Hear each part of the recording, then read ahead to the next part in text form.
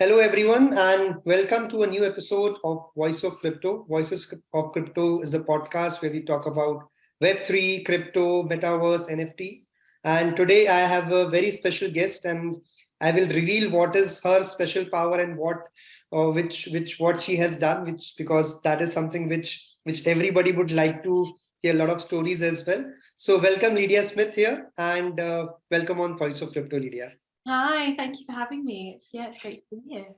Great. So, Lydia, why don't you just quickly start with your introduction? And most of the people who get into metaverse Web3, they usually get into it by an accident. So, I would also like to hear your story of what you were doing before getting into NFT metaverse and how you got into it. So, yeah. Okay, so I'm an artist. I'm a full-time artist, a sculptor primarily, but I also do painting, NFTs, and lots of different bits and pieces. So funny you mentioned by accident, because I got into NFTs by accident. I used to be very figurative. So the work that you can see behind me is my new body of work, which is very abstract. And it's all based on the deep concepts of my work are about human connectivity and how we interact with each other. And my practice at the moment is a conversation between the physical and digital worlds and how, as humans, we need to navigate this space. And then I showcase my thoughts and opinions through my work. But going backwards, I have a figurative, classically trained background. I studied figurative sculpting since I was 16, and went to university and studied it, and then went to workshops in Greece, Spain, and France after I graduated. And my initial background is in the film industry. So I worked as a sculptor in the film industry for 4.5 years. And I was very figurative within this time frame, doing architectural pieces, building the sets for some movies. And I just thought, I'm not connecting to what my true artwork is. And I was like, I'm just hiding behind this sense of validation by being able to sculpt anatomically accurate faces and bodies. Because I was like, everyone will recognize that I have a skill set. And I was like, this isn't how I used to think. I used to be very experimental. So I thought I need to create a barrier between me and the clay, because as soon as I grab a piece of clay, just figurative was coming out. So I thought, okay, I'm going to use technology because I've always been interested in it. I was the kid that always fixed the computer whenever it was broken and never knew how. So I got a special type of scanner, which I'm not going to reveal because it's my secret recipe. And I scanned a quick sketch. So I set a timer for 30 minutes and I did a quick sketch in clay. And then I thought it was awful because I'm very used to being a perfectionist. So I just set a timer, played with some clay for half an hour, left it, got my scanner, scanned it, and I was expecting that the scanner would pick up my object accurately, but when it came out, it was completely distorted. And actually, it's this image that you see here, this image. And I was like, this is a complete failure. What are you doing? Like having a little bit of a personal meltdown. Like, why are you trying to give up this perfective skill that you've learned? But I realized then, after taking a step back, this is technology's interpretation of my artwork. And then that just kind of sparked all of these different thoughts about AI, artificial intelligence. I was obsessed with The Sims 3 when I was a teenager. So thinking about all these different layers of human consciousness and like AI and how expansive it can be.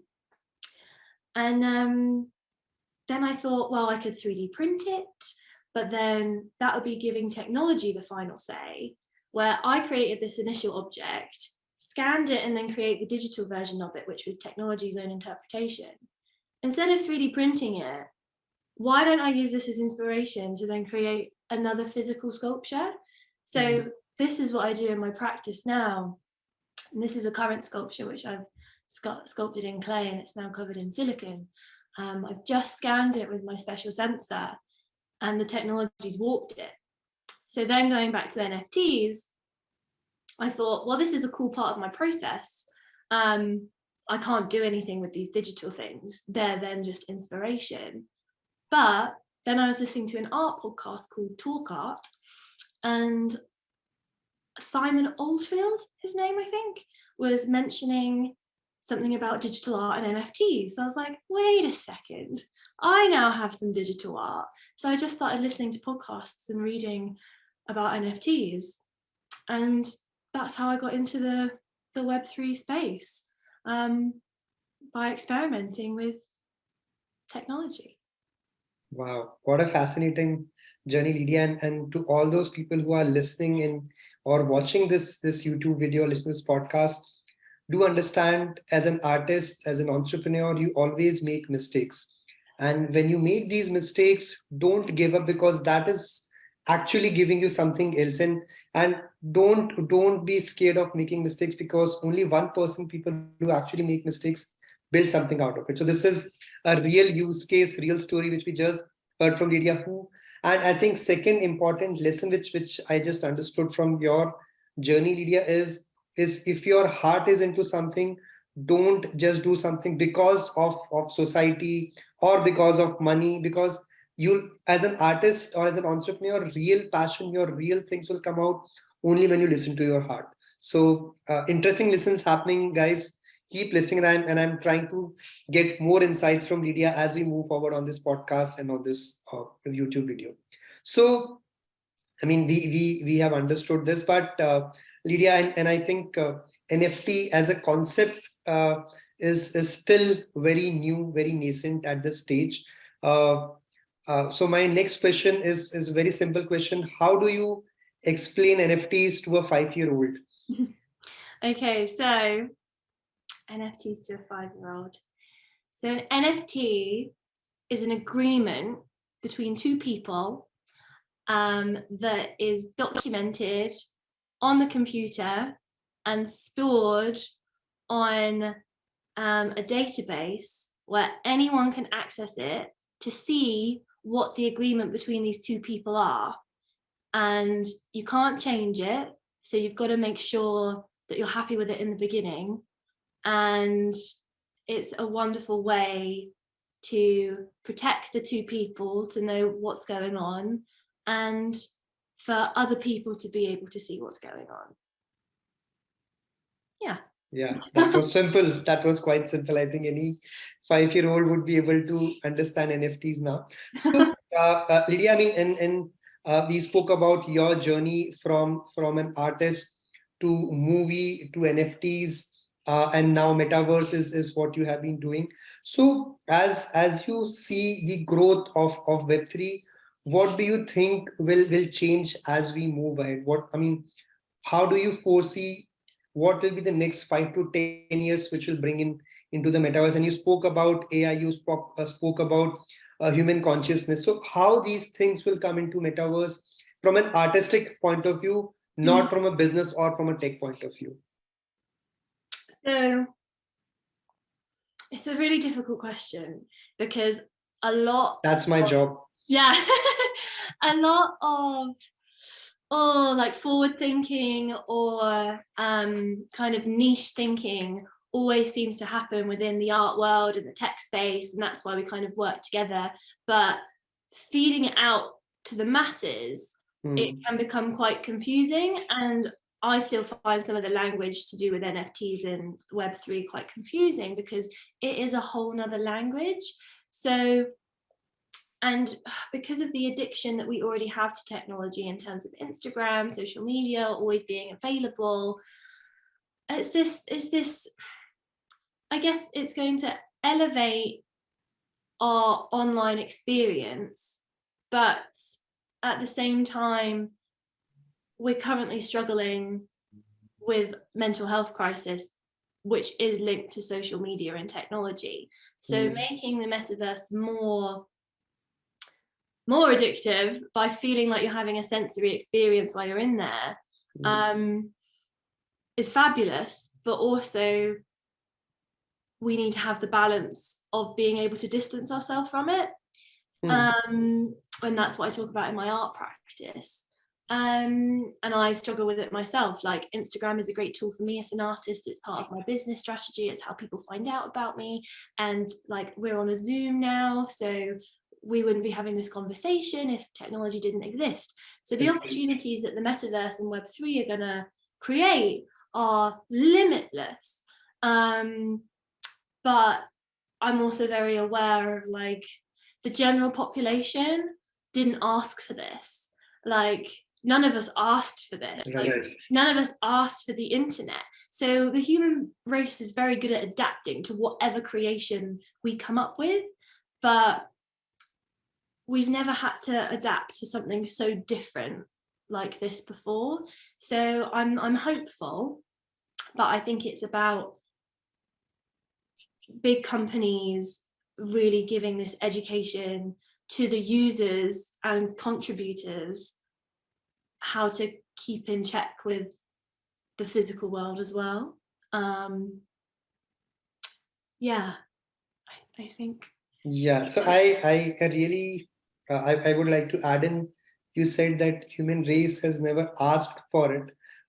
However, the capitalist businessman in me says that I think inventions have happened and brands have always put in something which we never knew about. I mean, look at when iPhone was invented, we never knew that we actually needed a phone which can have a sensory a permutation as well.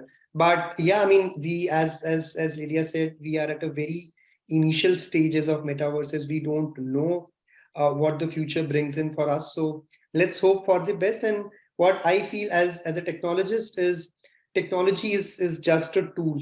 How you use it is completely dependent on you. You can, I mean, electricity can be used to electrocute somebody, or you can help somebody to light their lives as well. So it's just a tool. Exactly, it's just a tool, and that's something that I say a lot within my art practice.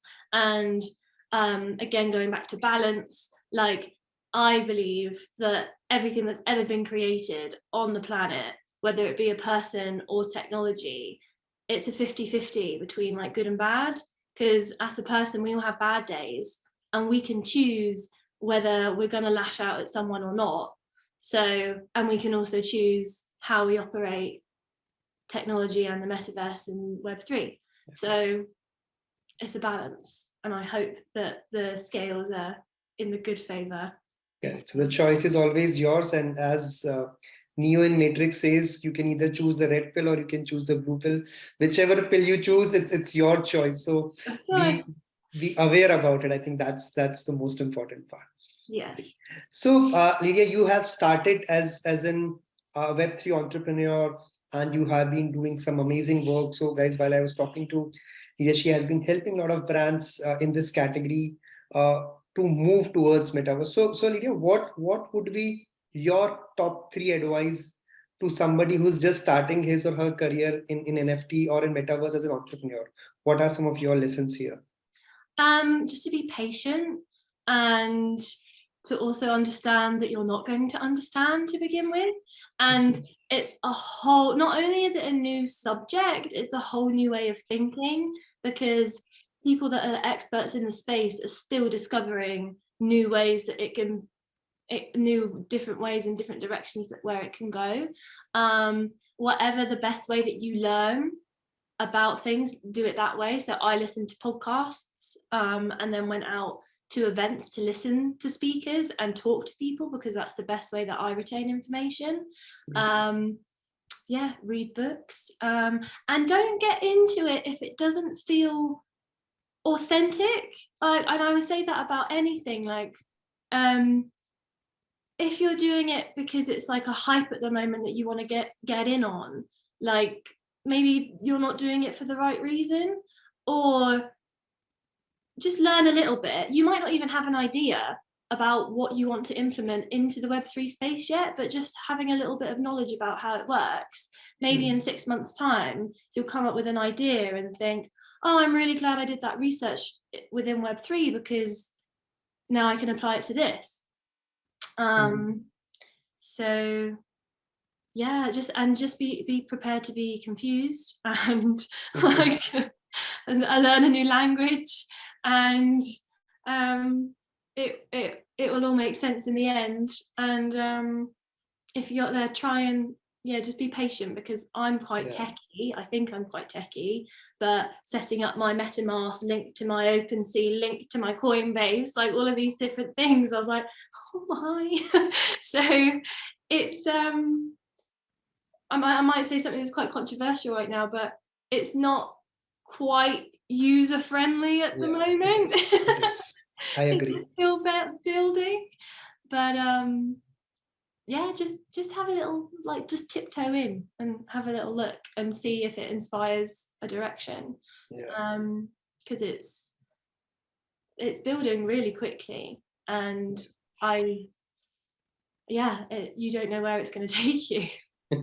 No, so all those people who are listening to this podcast, and Lydia really said a very important piece of information, which is actually a truth.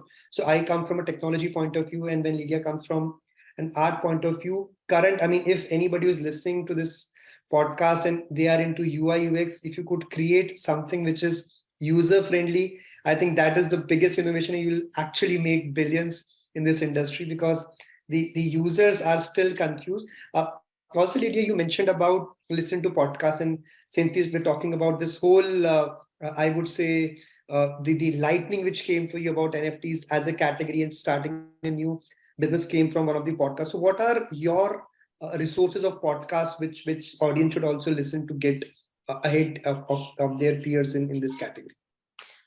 So my podcasts that I listen to are all kind of quite art and self-help based, but because they're so open-minded, lots of different topics kind of flow into these podcasts. So the main podcasts that I listen to are A Diary of a CEO by Stephen Bartlett, Talk Art by Robert Diamant and Russell Tovey, and Slow Mo by Mo Gaudat, and what's the last one? I can't remember the title, but I think it's Live Well by Dr. Chatterjee. And NFTs have been mentioned on all of these podcasts. And they're all kind of they're not within the tech space. But it's to do with the guests that they have onto these podcasts. And which is your favorite? How to Fail by Elizabeth Day. Everybody should listen to that, whether it's about NFTs or not. Interesting. So Lydia has mentioned top 5 podcasts. She has not mentioned her favorite podcast, which is Voice of Crypto. Sorry. I haven't listened to the Voice of Crypto. So do listen to that podcast as well, which is all about Web3 metaverse. So moving on to my next question, and this is one of my favorite questions, Lydia, and a lot of people who are listening to this won't know. Lydia was somebody who designed the Game of Thrones set, and I didn't design it. She was a part of the team. That's what we have heard. So how was your experience on Games of Thrones? It was fantastic. It's still probably my favorite job that I worked on when I was working in the film industry. I feel so privileged to have been on it for a short time, on season 8. So I went out to Belfast and I lived there for 3 months. 3 months. And during that 3 months, I was part of a team of amazing sculptors who were building the sets. But in this instance, we weren't building the sets, we were destroying the sets for the destruction of King's Landing. So it was me and a few others in my team on the set in the freezing cold. We were so cold. We had hot water bottles. Where was this shot? In Belfast. Okay. We had hot water bottles shoved down the back of our trousers with different layers on, with a white bodysuit, with a scarf, with a hat, hood up. The the real white walkers. Freezing cold, going up on these cherry pickers to destroy the set of King's Landing and then re-sculpt the details of the wreckage for when the dragon flies in. And yeah, it was incredible. The people that I worked with are amazing, talented people, lovely people. I also got to do some architectural details as well, which went on the sides of the sets in King's Landing, and it was just the best experience.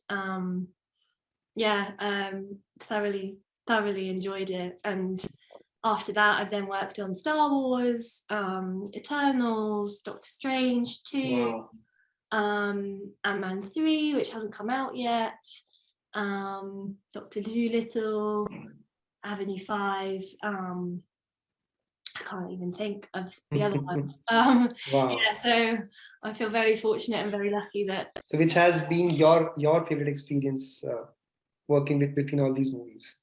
And which one were you very emotionally attached? Because I understand once you create a set, at the end of the day, you have to destroy it. So which has been your favorite emotional?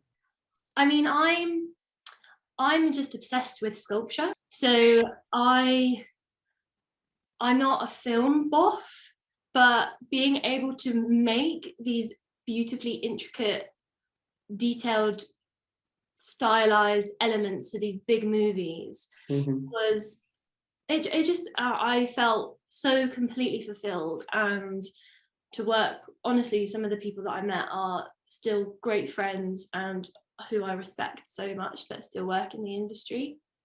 But I have to say, I can't pick one, but like a few highlights was Doctor Strange 2, because all of the work that we did was clay. It was all of these beautiful architectural details in clay, and I didn't take part in it, but I got to witness my boss and two of my colleagues sculpt like how many feet high? Like 14-foot high sculpture of Benedict Cumberbatch as Doctor Strange, and like I was just there looking at it. Eternals, me and my work colleague, we got flown out to the Canary Islands to supervise and look after one of the sculptures that were on set there for 3 weeks. And then, I don't know, yes, Star Wars, I was like rigged up in a harness and climbing up all the sets to sculpt the trees and the rock surfaces. And yeah, Game of Thrones, I don't think I've ever been so cold in my life. But just the best people, the best job. And I really, really value those years, and still work freelance within the film industry sometimes, but I left to pursue my passion of becoming a full-time artist, which is what I've been doing for the last just over a year. So yeah. Wow. So guys and girls who are looking to get Khaleesi's and Jon Snow's contact details, please contact Lydia. No, I don't have their contact details. Great. So amazing conversation happening. People keep listening and keep watching this video. We are just getting started. So Lydia, you also teach and you take lectures as well. So we spoke about teaching to a 5-year-old. Now let's move towards adults. How difficult or how easy is it to teach them to create awareness about Web3, Metaverse, NFTs to a set of generation? So I would say probably somebody who is from 10 to 60, 65. What kind of difficulties do you face, or any challenges which you face here? I think the biggest challenge would be the individual not being open-minded, or not necessarily open-minded, but like what I'm about to teach you or tell you doesn't make sense with anything else that's we're used to. because it's completely brand new. So adopting the attitude of the forever learner and just listening to what that person has to say, and then you, the individual, can then decide whether they want to continue with it or not. Yeah, it's a brand new space, and there are so many experts within the field. So I would just advise, like, anybody can learn anything if you're willing to. So I wouldn't necessarily say there's an issue with teaching the topic. It would be an issue with teaching a student that doesn't want to learn, and that applies to every topic. Right. Yeah. So there's a saying, I don't remember which culture, there's a saying which says, I think it's either Hinduism or Chinese, which says that when you are ready, the teacher will appear. Yes. So irrespective of whether you are, I mean, you won't even know where the teacher will appear. Maybe you'll meet them online, maybe you'll meet them on a Twitter space, you'll meet them really, but till the time you are not ready, you will not be able to learn, because I think then open-mindedness is really, why don't, if you have any interesting story of making understand a client about how does a metaverse or an NFT, please do share with us, because I'm sure if you are in the service industry, there are a lot of interesting stories which happen in which clients are not ready to understand, or they have closed mind. I don't know. I think the first hurdle, annoyingly, is NFT. Like, people seem so alienated by the 3 letters NFT. But we have MP4. People understand MP4. Like, I don't know what it stands for, but I know it means, like, it's a movie. So I think there will become a point in time where NFT will just be like MP4 or PC or you know, every other technological, like, what's the word, like, where you, I'm dyslexic, so I forget words a lot. So but it would just become normal once the definition is universally accepted.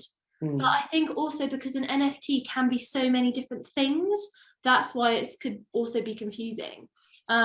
Within art, people or the wider public that I've spoken to that I'm telling about NFTs, they understand it a little bit more through art. So they'll see a digital NFT, digital artwork, and they'll then think that that's an NFT, which is a great learning. Be like, this is an NFT, but actually the NFT is all of the stuff that goes on behind the artwork. So for example, I want to sell my physical work as NFTs because I believe in the blockchain technology and the perks of the percentage splits when it's like changed hands and it's on the secondary market. So if I've told someone that an NFT is a digital piece of artwork, when I then go to explain to them, oh, but I want to sell my physical works as an NFT, that completely, like, blows their mind, and they're like, whoa, you've just taught me that an NFT is this digital piece of art. And then I have to go, no, the NFT is the contract, because you can also sell houses through NFTs. Correct. So I think maybe in the art sense, even though it enables people to understand quite quickly, like, oh, that's an NFT, but they're saying that's an NFT, i.e. the only thing that is an NFT is a digital piece of art, which isn't the case. There's a long way to go for people to understand and to create. And I think we are one of the pioneers in this industry, in which we will create awareness, and probably 10 years down the line, our next generation will start reaping the benefits of this category. I hope so. Hope so, yeah. Exactly.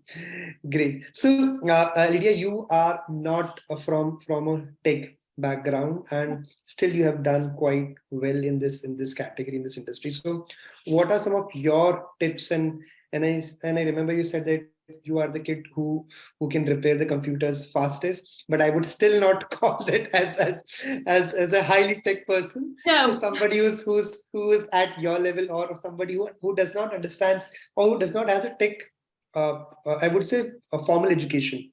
Mm. How could they learn about NFT, metaverse, and all these big jargons which we have created here? Well, I think it depends on what industry they're in, and not trying to wear too many hats at once. So, for example, I got an NFT the other day through the minting process with it's a new film called Confetti. Yeah, I was Yeah. there. The Yeah. confetti. Correct. So Yeah. I had so much trouble getting this NFT. MetaMask. Like, it's because I'm not a tech person. I don't know how this all works. So when I was having an issue, I reached out to someone who knows how this all works. So as an artist who creates NFT art, I'm not an expert on how it gets put onto the blockchain or what's in the contract. I need to know what's in the contract, but not how the contract gets made. And I think it's important to, like, you can't be the expert of everything. If you want to get into NFTs and sell your house as an NFT, go and talk to a property company in Web3 who know exactly how to do that you trust. You have a physical world contract with them that stands up in court, and you have your metaverse contract on the blockchain, and you pay them to do that service for you. Don't try and sell your own create a blockchain or learn the coding. Yeah, all of a sudden you then go become a coder. So I don't need to be a coder. I'm an artist. So I would then talk to a coder. Or if I want to collaborate, like I have this other NFT series in my head which I want to create, but I need a different kind of artist to work with on this artwork. So it'll be a collaborative piece. I'm not going to go and learn how to do AI digital landscaping because I need to finish my sculpture. So. Right. So Lydia has mentioned a very important point. I think that is the beauty of Web3. I don't have to learn. For example, if I come from a tech background, I can do tech, I can do branding. I really don't need to learn how to create this sculpture, which is just behind Lydia. If I start doing that, probably I'll take 10 years to make this. So I don't have that time. So stick to what you are best at, collaborate with people, and then that's how you grow in this space. Yeah, I completely agree. Yeah. So, I mean, obviously now we have been talking about NFT, we have been talking about art. Lydia, why don't you also share your, I mean, you have been into art space from a very long time, and people do collect art, they hold it for a very long time, right? Has this been happening in NFT, or do you think NFT will also reach to a stage where people have been holding it for years and years to wait for the value to appreciate and then finally sell it? Has it been happening currently into the markets? So I think this side of the market is currently growing because NFT art was all about trading and flipping for a while. And that's absolutely fine, but that's a different side of art. Then there's the physical world art where you'll buy a piece from an artist, you'll hold it, you'll buy it because you love it, and you'll have it sat in your home for years on end, and then maybe you think about selling it, and depending on that artist's career, hopefully they're successful. So that artwork that you bought 10 years ago has now quadrupled in price, and you can then take it to an auction house to sell it, or you can take it to an auction house to resell it, and then you've made some money off that artwork. What I like about the NFT space is currently I'm still being educated on this, so if I get something wrong, please excuse me. Sure. Currently in the physical world, artists are not supported in the secondary market as well as they should be. So for example, if you buy this sculpture off me, and then in 10 years time I'm exhibiting, well, hopefully in 5, I'm exhibiting at the Tate, this sculpture is going to be worth a lot more money. So then you could take that to Sotheby's and it might sell for 1.2 million. However, if that's not an NFT, I'll see nothing or very small amount of that resale value. So I'll be like, well, my work just sold for 1.2 million at Sotheby's, but I haven't really got as much as I feel like I should out of that, and you as the collector are very happy. But if you believe in me as an artist and you collect my work, with the NFT contract saying that I get 10% of every resale, you should have no qualms with me getting 10% of that 1.2, because you believe in me as an artist, you like my work, and you've made a massive profit by sitting on this artwork for 10 years. So I think when it comes to the NFT holding thing, the mindset around the artwork will change. So if someone falls deeply in love with an NFT and an NFT artist, and there's an ecosystem that's starting to build of like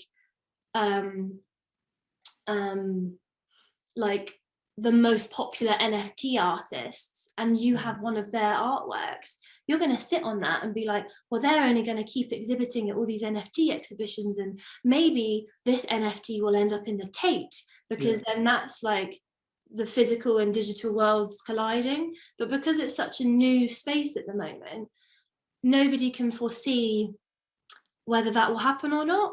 I believe that it will, because digital art is now just a recognized medium that people are starting to respect. So then it just becomes a pool. So you have sculptors, painters, performance artists, and under all of these headings, you have millions of artists, but you only have the 1% of each of these categories that make it into, you know, the MoMA and the Tate and all these amazing galleries. And now over here, you just have digital art joining them. So I think once digital art is respected as much as all the already existing pieces of art, of course people are going to want to hold their pieces for longer, because they see it as a valuable asset. Right. Yeah, and it's currently building, so that's good. So what I also feel, Lydia, I mean, I'm not quoting somebody, but I met somebody a few weeks back, and while I was and I'm just trying to understand how the art world has been coming to the tech and the NFT space.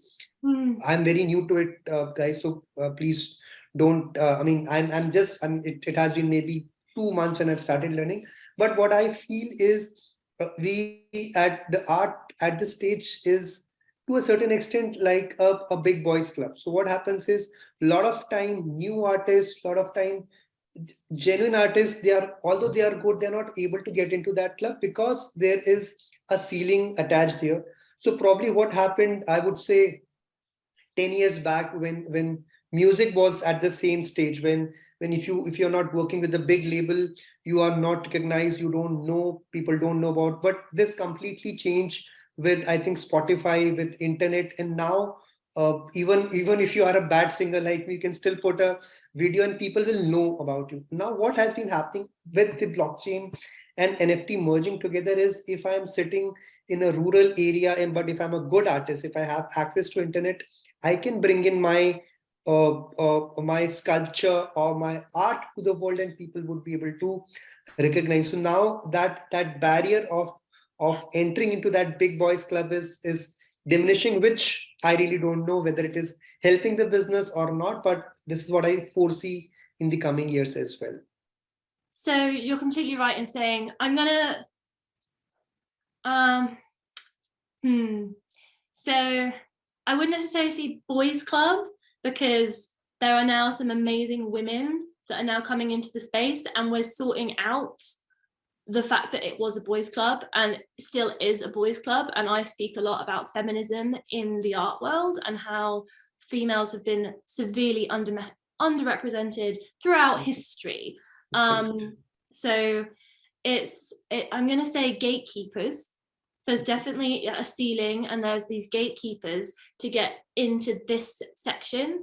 And without trying to be like, I believe that anybody can achieve anything they set their mind to, because that's just who I am. But based on circumstance, you might not be able to get anywhere close to this ceiling. So with NFTs, if, for example, there's a lot of great African art and NFTs happening at the moment, so they have access to the internet, they can create NFT artwork, and then they can make a living off their NFTs in like a community that would have got nowhere near to the ceiling, like ever. So, or I don't know, maybe an individual would have broken through. You just don't know.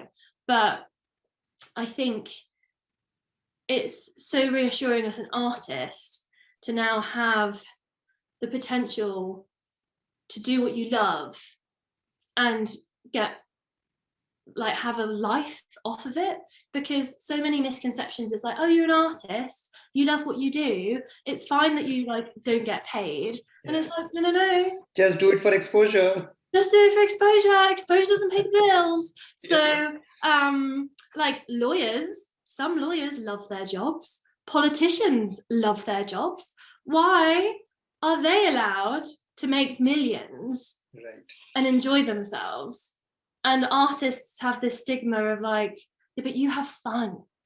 And it's just like, but I find that also very interesting, because art isn't always fun. It's a lot of hard work. You're exhausted. You're like, most of the time I'm running around doing everything by myself. I'm my social media manager, I'm the artist, I'm the networker, I'm my accountant writer. Like I can't, I think there's about 10 things that I have experience in that aren't just making sculpture. And the way that society views artists, that they're inexperienced or unable to adapt to do so many other tasks. Like, I don't know, it's this real stigma that an artist is just a floating, like, not a valuable member of society, because that's not true at all. And I feel like we've gone off on a tangent, but like, yeah. So I do think that the hold market is coming for NFTs, because there'll be more VIP and stardom NFT artists that people will want to keep their NFTs for. And then you can display them in any way. So for example, for my sculptures, they're hologram and metaverse compatible. So you can have a hologram of my sculpture projected in your garden at whatever scale at nighttime, or in your house. Like, you could have it any scale based on what technology you buy to implement the hologram. You could build it into a wall. You could build it into a wall and have the hologram in the wall in a glass frame, or you can have it in your metaverse park or real estate, and then you could also have the physical sculpture as well. Yeah, so it's your sculpture, it's your NFT. How you want to use it, you can use it wherever you want to use it. Yeah. Wow, such a heavy dose of conversation happening on all the levels, in terms of philosophy, in terms of business, in terms of how the whole society works. So let's take a breather. What we will do is we will quickly play rapid fire questions here, Lydia. And what I will do is I'll give you only 5 seconds to answer the question, and you have to quickly choose between one. So are you ready? I'm ready. Cool. So let's get started. NFT or metaverse? NFT. Bitcoin or Ethereum? Ethereum. Web3 gaming or traditional gaming? Traditional. Any celebrity you would wish to get into the NFT space? Lady Gaga. And I want to work with her. Wow. Is the metaverse fun? Yes. Are metaverse and Web3 same thing? No. Is Web3 all hype? No. Will metaverse replace the internet? Maybe. That was not a choice. Is it the right time for companies to migrate to a metaverse? Yes. Should education industry flock to metaverse? Yes and no. Maybe. I think it should be implemented. Okay. Sports or music concerts on metaverse? Pick one. Music. Wow. Great. Thank you for answering these rapid fire questions, Lydia.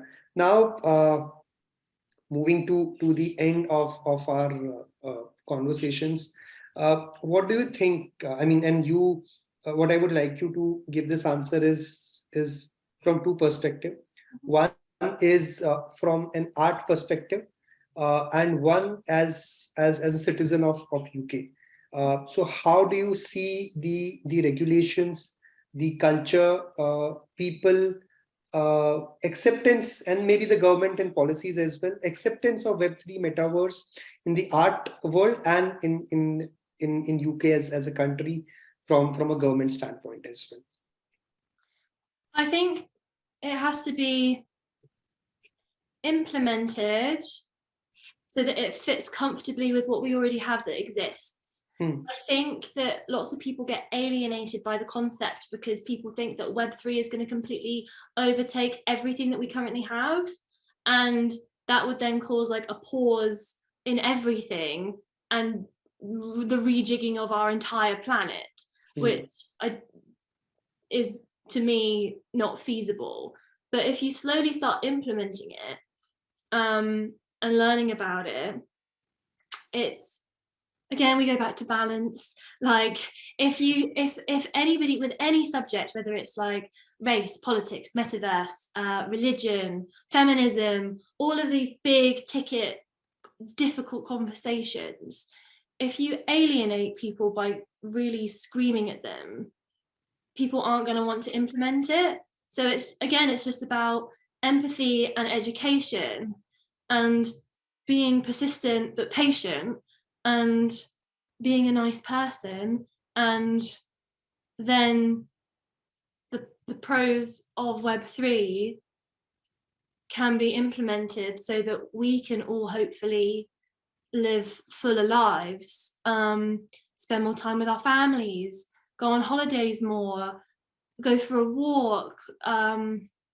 because technology will be running things for us, but I do believe that it's important to still have the human checker on things. And that's kind of like the bridge into AI, which I could go on about forever, but I won't.